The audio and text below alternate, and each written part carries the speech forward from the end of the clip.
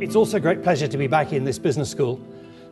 This business school is not only one of the most foremost institutions in management education in South Africa, it's increasingly becoming a significant influence on the world scene of management education. The reference that Ian made this morning to grey pinstripes is only one of the rankings and accreditations which have come Stellenbosch's way in recent years, and I've been doing everything I can to support that process. It's also an honour for me to be invited to give this, what I think you refer to as LeadersAngle session. I'm happy to do that because I was told that I could speak about anything I wanted to. And as you can see from the title, the global business environment and leaders and the development of leaders to deal and work in that global business environment is what I've spent most of my life being concerned with. As Dean of 2 business schools in the UK. You'll have noticed there's a subtitle on the session this morning. I thought the first title sounded a sort of bit grand, a bit business schooly, so we would substitute it with what we're about this morning is learning to dance on a shifting carpet. And I'll come back to why dancing on a shifting carpet I think is a nice metaphor for what we're trying to do in terms of leadership development in a global business world. Some initial starting points or assumptions that I've made underlying the paper that's in front of you. The first one is that we might have gone through, or we might be going through, a world economic and financial crisis, but we shouldn't persuade ourselves that it's merely going to end and then life is going to become wonderful again. One of the problems in Europe is that we did persuade ourselves a couple of years ago that economic cycles had disappeared and the world would go on booming and growing.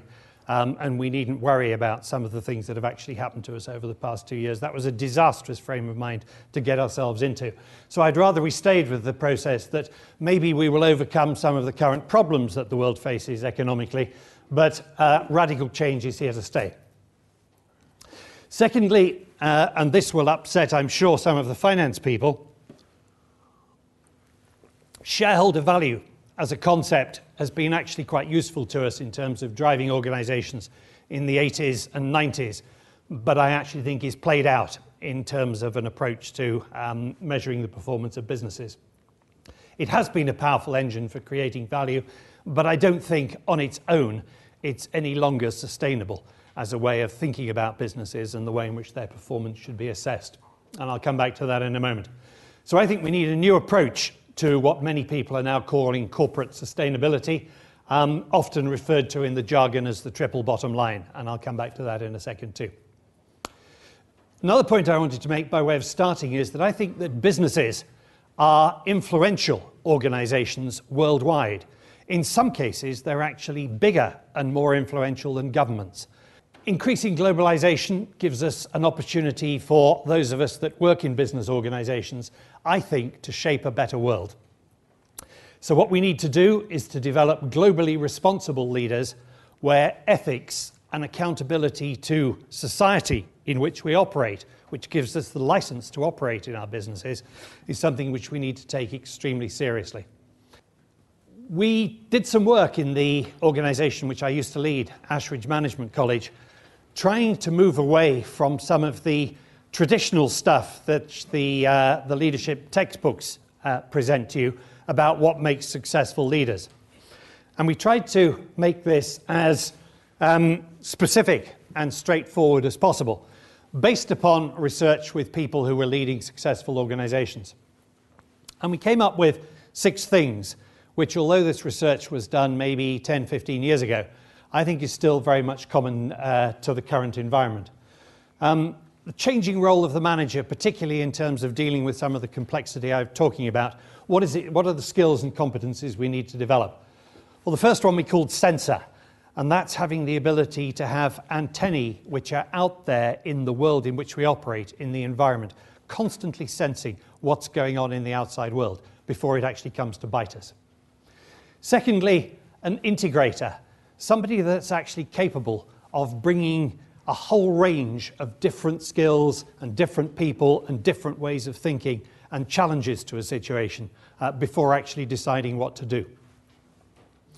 Somebody who's capable of being both creative and creating a vision. I guess what is normally referred to as leadership characteristics. And the one I like most, and we had to borrow a French term to describe it, is somebody who could be regarded as an animateur. And the reason why we use the French word is that there is no English word which quite describes the process of being able to harness human energy and exploit that human energy for the benefit of an organization. So an animateur is somebody that can actually harness human energy in a way in which most people are not capable of doing. A focuser on far and near horizons. What the hell is it I need to do today, and what is it I need to be thinking about doing in 5 years' time? Not people who operate as operational people and people who operate as strategic thinkers, but people who are actually capable of doing both and can flip backwards and forwards between those far and near horizons, basically at will. And I guess, not surprisingly, the sixth area of being capable of using the vast plethora of complex data which comes at us now from virtually every source in our organizations.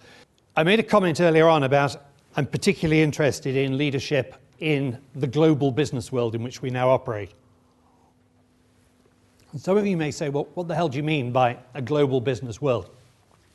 So I just picked a few companies which I hope are familiar names to you, to perhaps exaggerate this point. Nestle, the food company, I don't know how many people would still regard it as being Swiss, but it's quite interesting that a company that has its origins in Switzerland actually only employs 4% of its employees in Switzerland and creates 2% of its sales there. It really has become a worldwide business. ABB may be known to some of you as an engineering organization with Swiss and Swedish parentage. I don't know whether the figures are still right, but 111,000 people spread across 100 countries. Unilever, a company which has been very close to me in the past, one of the several large multinational Anglo-Dutch organizations. I referred to Shell earlier on. 270,000 employees spread across 78 countries. And this was the chief executive of ABB at the time we did the interview. It's a new concept of a truly global company that we're creating. Some people say we are homeless, we have no home. The truth is, we actually have many homes in many different countries, and our parentage, our origin, is largely irrelevant to the way we now operate. So, global business environment, leadership within it. International management involves the ability to work with local differences in a global context. You will have heard that rather trite expression, I think, many times before, and it leads us to say, yes, we have to understand cultural differences. Yes, we have to be able to operate in local environments like the Nigerian one I was describing earlier on, but at the same time, we have to be able to plan strategically and globally.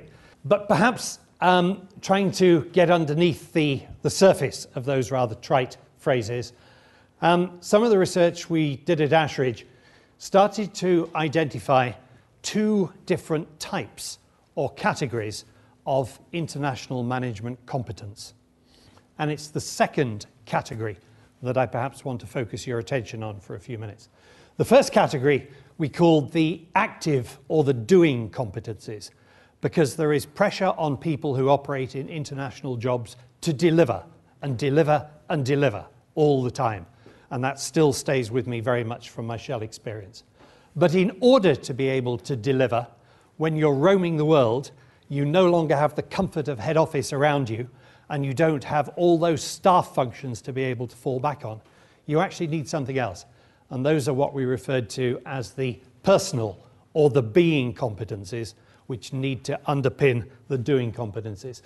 Let's start with cognitive complexity. The ability to be able to quickly assimilate, analyze, and understand complex stuff which is coming at you as you move into new situations. And as an international manager, you're faced with new situations as you move from country to country, actually all the time. So the ability to be able to process that complexity and make sense of it, and in many cases simplify it, is really important. Secondly, emotional energy. Let me try and describe that as you find yourself constantly in situations with which you're unfamiliar, but you actually have to have, I think, enough sense of your own emotions and where they come from and keeping those emotions in control so that you actually don't find yourself making emotional decisions which you might regret at a later stage.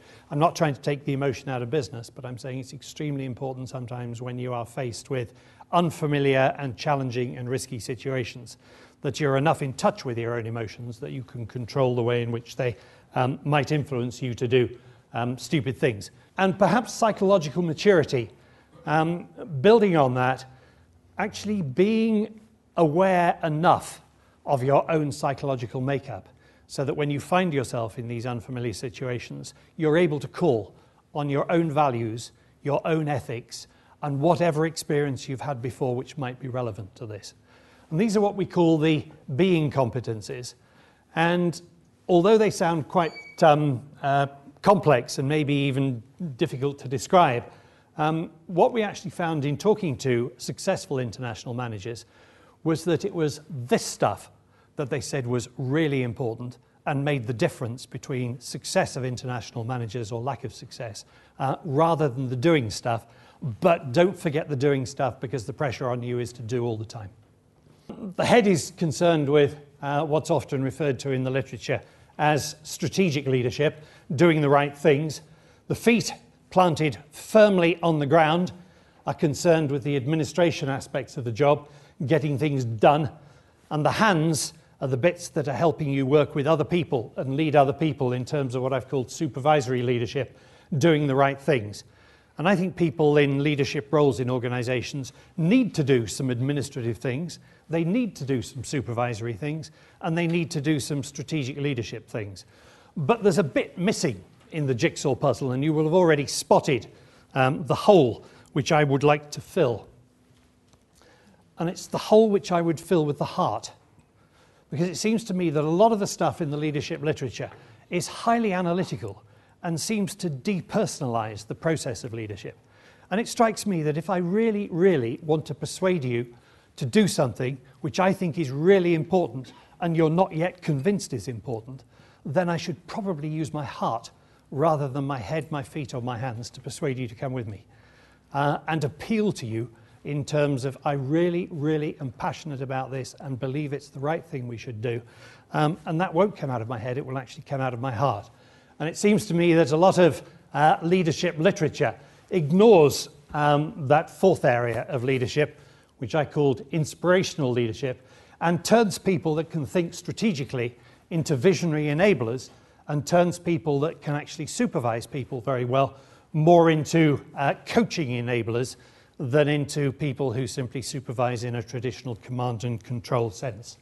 So I've been trying to think about the best way that we can develop our leaders for the future to operate in a global environment, thinking about how do we build their feet, their hands, their head, and most importantly, their heart. And I think their heart leads back to some of that stuff about the being competences.